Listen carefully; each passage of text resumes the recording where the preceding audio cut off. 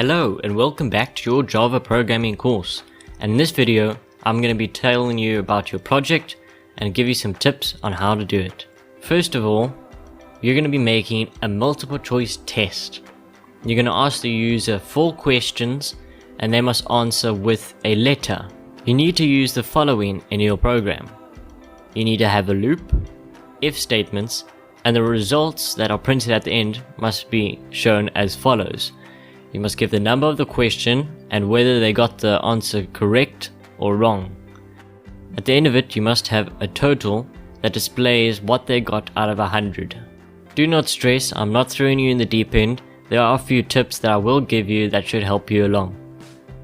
First of all, you must have a variable for each question. Since this is a 4-question test, we will have 4 variables. You must get the user to input into each of these variables, and then you can use your if statements to determine whether they got it correct or wrong. You may also use a double, but I recommend an integer for this project. And finally, you can use a char or string variables for your user input. I may say char is the best choice, but a string variable is perfectly acceptable. Take your time with this project.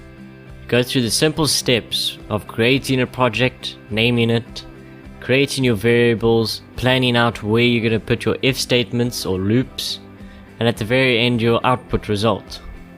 And bear in mind, programs can be done many different ways, so how you do it and how I do it can differ completely. But remember, we're here to optimize programming, so if you're programming something as simple as this, the less lines of code, the better. In the next video, I'll be showing you how I created the program, and hopefully it will help you if you struggled with this project. Good luck!